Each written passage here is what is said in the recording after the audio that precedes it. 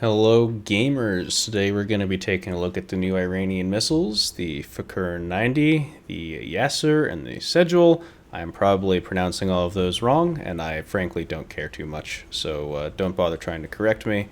First off, the Yasser, it's an air-to-ground missile. It's fucking heavy, it's fucking huge, it hits hard, it's not going to be useful for air-to-air, so we're just going to keep looking at the air-to-air missiles, starting with the Fakir 90 here. This is the Iranian reverse-engineered AIM-54, which means that it is active radar home. You can launch in TWS, it'll guide itself, it'll do all that shit, with the noticeable increase in performance of the boost motor at the start of the missile launch instead of just being a sustainer for 30 seconds. This means that it actually has some get up and go and is actually somewhat usable at closer ranges, although still not that useful because it can only pull like 14 Gs or something like that. The Sejul is next. This is basically a Hawk the Iranians strapped to their F-14s after they ran out of missiles because they had nothing else, and it is not that great. It can't pull. It has legs. It can go far, but not nearly as far as you would expect for reasons that we'll get into later. It even lofts, but still not going to help it too much in the whole range department. All in all, these missiles are incredibly mediocre. They're not going to be changing the game or anything like that anytime soon. The Sejul especially, because it is semi-active, people can just shrimpily notch it and it will go away. It has no data link, so it has no chance of reacquiring a target or anything like that. It's pretty bad. I don't really have anything else to say about that. I guess it might get buffed later on. It is based on the Hawk after all, and you know how people like to leak documents on the forums. So, I mean, that aside, Gaijin never buffs over that. Don't do it.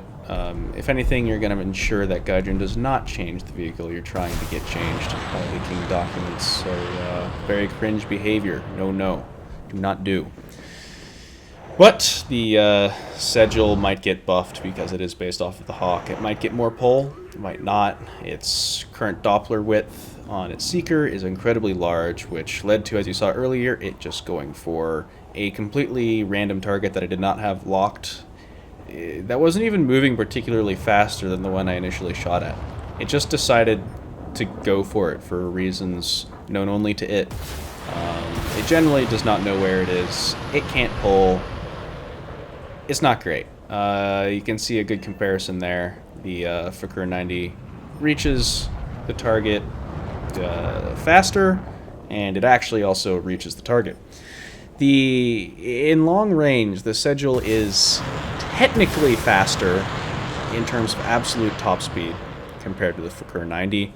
In my testing, the Fakir 90 reached a maximum top speed effectively equivalent to the normal AIM-54 of Mach 4.12, while the Sejul reached a top speed of 4.25-ish, I want to say. Trying to remember here. This sounds about right, though. But they reach long-range targets at about the same time. I wouldn't put too much stock in that speed difference actually mattering under any scenarios. When I said earlier that the Sejul can't really use all the range you'd expect, that's a bit disingenuous because you're not going to be launching at the ranges where this is going to matter in War Thunder pretty much ever. It can only really get a lock on a head-on target with its own seeker at about 33 miles-ish. You're pretty much never going to launch on things that are farther than that, even doing something like goofing around in Sim-EC. So for all intents and purposes, it doesn't really matter, but the lack of data link will definitely hurt a long-range SAR missile in other ways, like not being able to reacquire target should it lose lock. But yeah, overall this missile, somewhat disappointing. Very cool, could get buffed. For now, just use the R27R. It's probably going to be your best bet. You don't get the ERs. Sorry, guys. No funny business with those on the F-14. I saw some people in War Thunder chat saying that it's going to be incredibly broken, but little do they know, they're not even going to get it. In any case, that's about all I can really do for a comparison between these two missiles, except for showing off some testing stuff I did at around 50 miles with them to try and see what their range really could be. And that's also where I found the issue with the Sigil in terms of it not being able to actually hit things at that range, despite hypothetically, kinematically being able to. So let's get into that real quick. So here we have the long-range test. The order of the missiles being shot doesn't particularly matter. I was just testing them both at about 50 miles, 33,000 feet altitude, Mach 1.48 speed. Standard testing procedure around here to see kind of how they would perform in relation to one another. So the first thing you may notice is that the Sigil is actually lofting much higher up than the Fakor 90.